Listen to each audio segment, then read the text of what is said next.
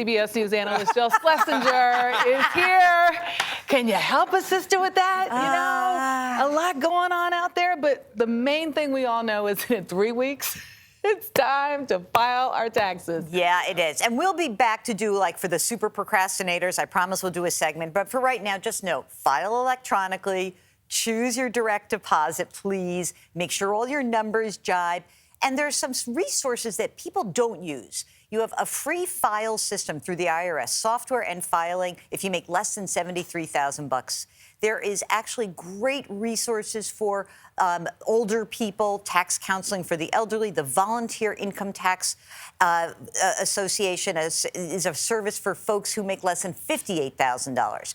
So these main points of assistance are there for taxpayers. Use them. If you have any question, just go to irs.gov. Lots of info on the site. You don't have to pay for your return. I wish more people took advantage of those free services. Whether you use a free service or an accountant, you got to gather documents, you get a return back, a copy of it. How long do you have to keep all that paperwork? I would like to dedicate this answer to my mother, Susan. Okay. She calls me every single tax season. How long do I have to keep all this stuff? So the IRS, when they have an audit, usually can look back 3 years. 3 years, long time. But if they find a big error, they can tack on extra time. So most experts say keep returns and all supporting documents for 6 years. 6 years. So the hoarder that I am, and I've kept all of that paperwork. I'm Good in for good you, shape. Yes, right? you are. Okay. But if it's beyond 6 years... But you don't want that audit coming. That's right. But if it's beyond 6 years, you fire up the shredder and you can get rid of everything. Shredder? Who owns a shredder? This is a whole longer conversation. What are you shredding, Jill? Let me ask you about, there are some documents, though, that you do need to keep forever.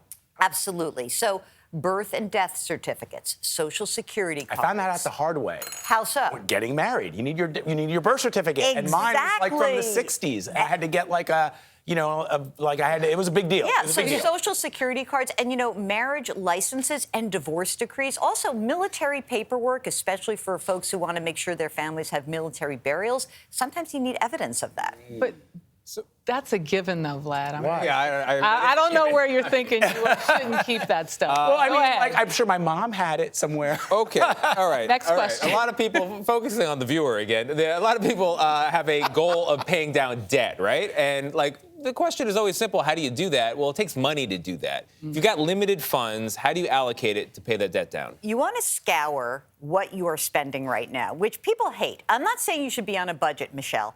I'm not doing that at all. I am saying that you just look at where you're spending, and usually people can find a little bit of fudge factor there, some money that they can allocate towards debt pay down. Next, you want to actually create a list and say, okay, what is my highest interest debt right now, and go all the way down. Focus on the highest interest debt. I know there are some people who are like, I have a little teeny tiny thing outstanding. Let me just pay that off. Highest interest first, minimum payments on the rest, then shift down the list, down, down, down. And you say it's a good time to check out your credit score now, too. Absolutely. Over the last decade, credit scores have actually been improving in the United States. It's amazing. So we were below 700 10 years ago. Now we're at 714.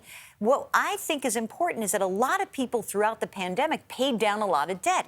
You want to make sure that's reflected on your credit report. So annualcreditreport.com, you can get a free credit review every 12 months. Why are you looking at this? You want to make sure that there's no errors on that report. If you see them, you correct them. But also, you want to make sure that things that should be there are there and it's reflected in your score. One other thing, you can also flag identity theft, because if someone has nefariously opened up credit in your name, you can see it on that report. So annualcreditreport.com. The other thing that comes up sometimes is you've paid something off, but it didn't show up, wasn't removed from the report, so it's open credit, even though it shouldn't be. That's exactly right. So that's why we want to look at that.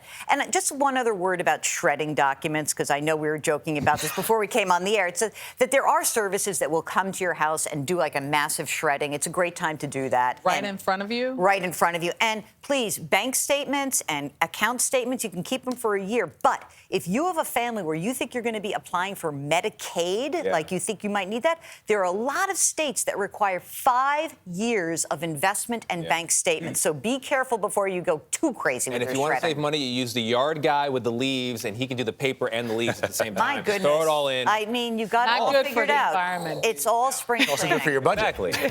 It's great for the flowers. They love it. Jill Schlesinger, thank you very much.